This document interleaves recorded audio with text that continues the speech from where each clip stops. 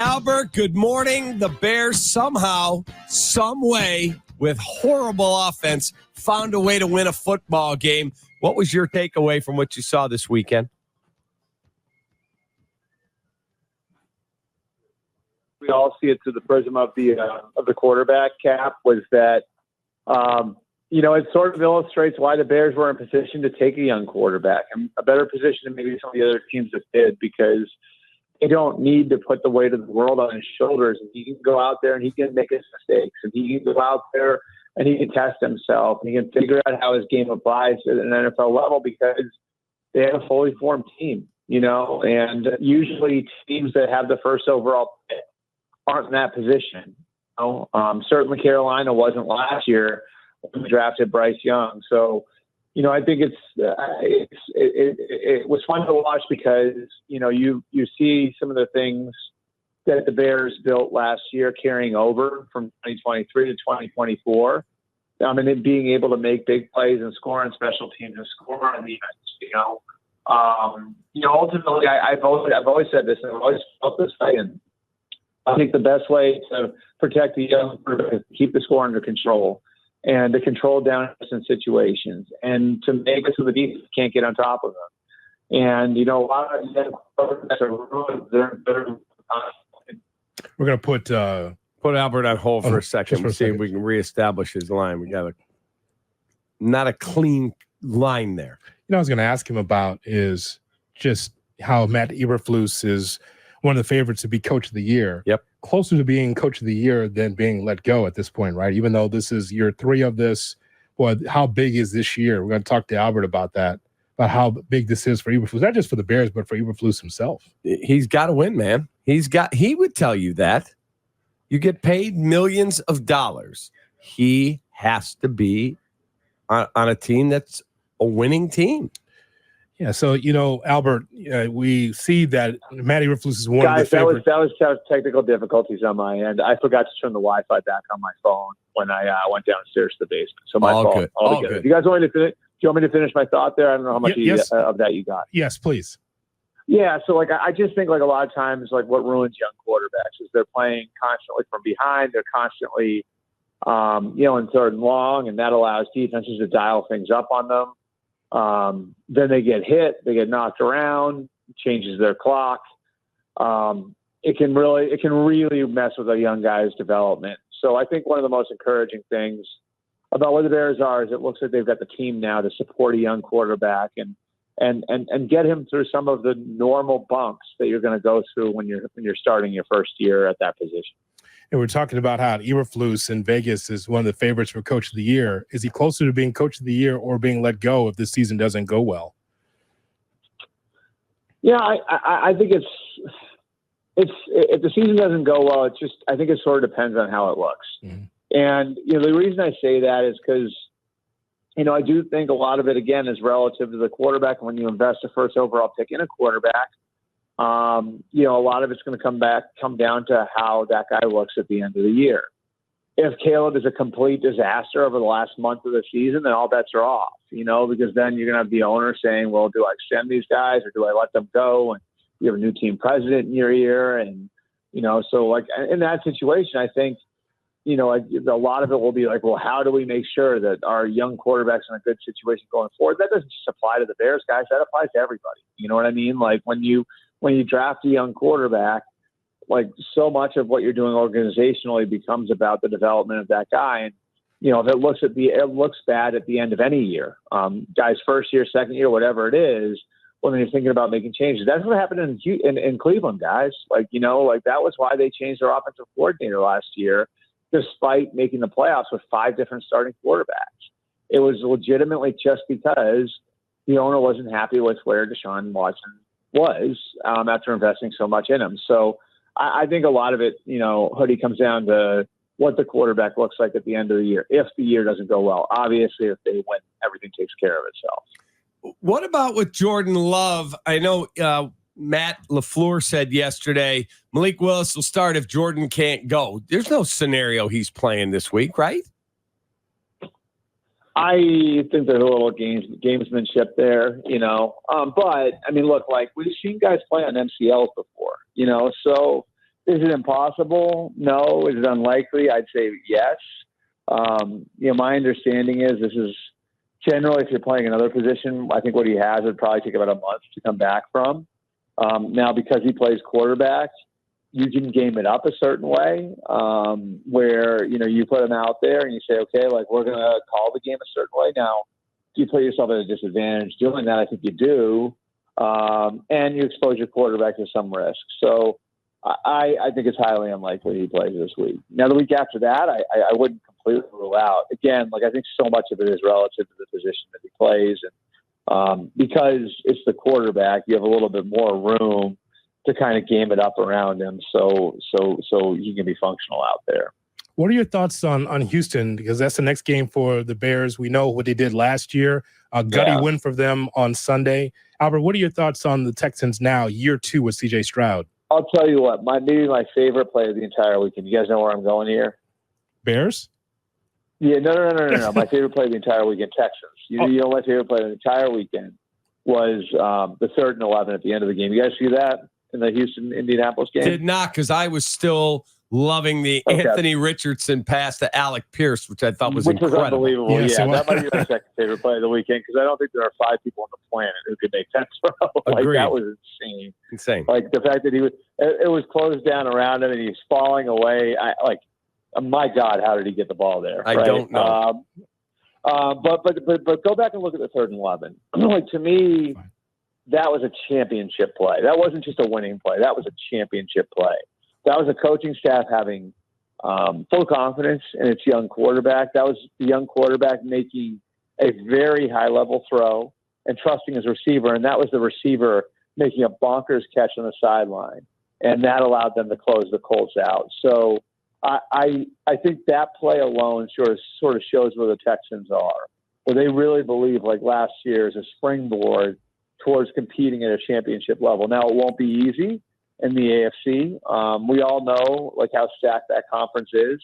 But if you go back and just turn on that play and look at all the elements of it, from the call to the throw to the catch, just the decision-making there, I think it shows where the Texans are. And look, this is a team, again, that's been aggressive in going after it. And, they're getting production from those guys right away. The 3 guys, the three veteran players that they brought in to sort of take advantage of having the quarterback on a rookie contract, Daniil Hunter, Stephon Diggs, and Joe Mixon all look right away like they're going to be big-time players for them. So I think the Texans, I don't know if the Texans will be in the Super Bowl. But, after watching on Sunday, I wouldn't be surprised if C.J. Stroud's in the MVP race. And if, we're talking about them as one of the teams that's, the 4 or 5 teams to be contended with, not just this year, but over the next few years.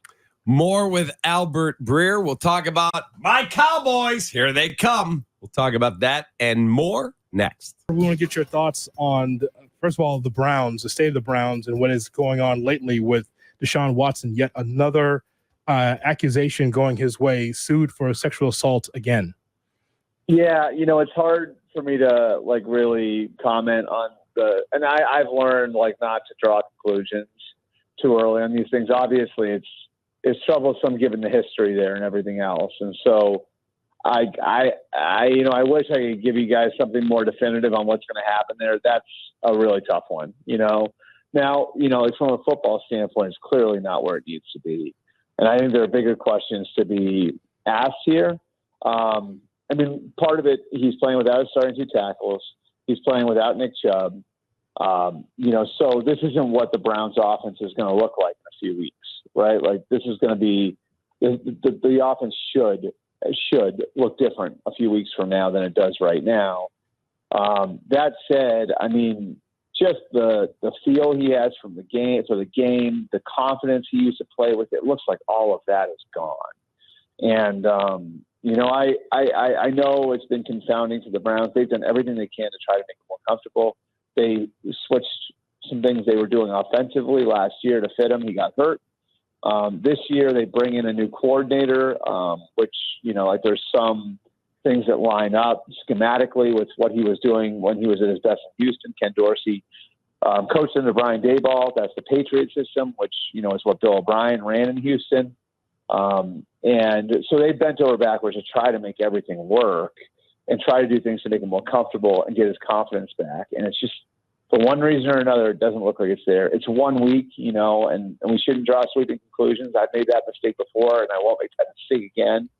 But not great signs coming out of the opener for the Browns. What about my Cowboys? Again, with your Cowboys, that's not the case. You can't be a Bears fan and say, my Cowboys. Well, because I bet on them every year, okay. Albert, and these two jackaloons in here have banned me from betting on the Cowboys. I think they're a really good team. I think they can go to the Super Bowl. Do you agree? Come on. You know what's funny about it, though, is like everybody talks about them like they're this like clown show circus, whatever. They've won 12 games 3 years in a row. I mean, can you think of a time over the last 20 years when you said, yeah, that's like a bad roster with them? No. They always have good players, right? It's the Ewing, it's the Ewing Knicks though. There's a ceiling on the success. I mean, it's a good football team every year, but you know what happens in the playoffs, right? And that's the crazy thing. Here's a crazy number. So over the last 19 seasons, right? So full generation, they're the 6th winningest team in football. Yet they have not been to a conference championship game since 1995, which is the 4th longest such drought. Right. So think about that, right? So they have the 4th longest drought when it comes to having a deep playoff run, yet they're the 6th winningest team over that time. How crazy is that? I mean, it's what it is, though, right? I mean, so this is why we need the 3,000 words from you, Albert. You need to write the definitive America's team. It's not Dallas. I wrote something about. I talked with Stephen Jones after the game, and he thinks all the circus stuff is overblown, and that like everybody's making too much of it. And, it was funny. He said like actually it's outstanding because it brings attention to the game and everything else, but it doesn't bother us. I think that's really the conundrum in Dallas is like how do you solve that where you've got a really good team year in and year out, yet that team fails when it gets to the doorstep, and it can't get through that door into even a conference championship game, let alone winning another Lombardi. It's really a wild thing because I do think such a big part of winning championships is like just giving yourself lots of shots at it, right? Like that's what the Chiefs are now. Like the Chiefs haven't won a championship every year since Mahomes has been the quarterback. But they've been to the conference championship every year, right? So 6 years in a row, they've been in the conference championship game. They keep getting cracks at it. When Brady was in New England, his last, I think it was like they had a string of 8 straight conference title games. Well, they didn't win the title every year, but they did win 3. That's the formula usually, is if you want to build a dynasty, you keep giving yourself cracks at it. And the Cowboys have done that, yet they just cannot break through. It's a weird thing, but they have good enough players, that's for sure. I don't know like what people were expecting because history tells us they've been able to handle it. And by the way, to be fair to them too, like look at the team last night. They've had a lot of drama, haven't they? Yep. Okay. It looked pretty good, didn't it? We did. So the point Stephen Jones made to me, which was a really good one, was like the better you are, the more of these problems you're going to have. Don't you think that's fair? That is fair. No question. When you got high-level dudes like that and somehow, some way they got CD paid, they got Dak paid. And you know who didn't have those problems this summer? The Panthers. A great point. Hey, before we let zero contract issues this summer. Before we let you go, other than the Panthers, is there a team you went, they're going to be horrible? Is that the Giants? Yeah, I worry about the Giants. I mean, the quarterback thing is just, I don't know. I mean, I think they've got a chance to be pretty good defensively. It didn't show against the Vikings. So the Vikings, I think, have a really good offense. So you guys know what I think of Kevin O'Connell. Mm-hmm. I really thought like they were going to be good on the lines of scrimmage, and that was really what was going to carry them through. I think what can happen is like, when a team looks at it and say, when players look at it and say, that guy's costing us games, like that's where you can have trouble. And I don't know if that locker room is there yet with Daniel Jones, but they've invested a lot in him, and that's where those problems can sometimes brew. Where it's like, well, we've invested so much in him, we have to give him a chance, and we have to really see him. We have to get a final answer. Well, the rest of your locker room doesn't give a crap about your 3-year plan. The rest of your locker room doesn't know if they're going to be on the team next year. So the rest of the locker room only cares about winning now and having individual success now. And so, that's going to be an interesting one to watch, and how much rope Daniel Jones gets. It did not look good on Sunday. And again, I'm going to say that with the caveat that week one can be deceiving. And we have seen that over time that it often is deceiving. Yeah, the Bears beat the Niners 2 years ago. What's in your phone, Albert? Something you haven't shared with anyone else yet. Something college, something pro. Give us something that's in your phone right now. I'm never prepared for this. So maybe I got to prepare myself a little bit better. Come on, Albert. There's something in there. Here's what I would say. Oh, for heaven's I think it was so interesting watching the Mike McDaniel's response to the Tyreek Hill situation this weekend, right? Mm-hmm. I have had a half dozen people from that organization, from the Dolphins organization, over the last month or so, tell me how important Mike McDaniel's relationship to Tua was to getting them through the contract negotiation. So where all these other teams have these issues with their quarterbacks and their contracts and other positions too, obviously now, right? We never really heard much about that one when it was really when things could have gone sideways. So I'm probably going to do a little bit more on it Thursday night when the Dolphins and Bills play. But I think when you look at Mike McDaniel up at that podium, those relationships that he has with those players, they're very real. They're very real, and they were really important in getting them through what could have been a messy contract situation this summer. Have a wonderful rest of your day. You're the best. All right, thanks, guys. Have a good one. See you.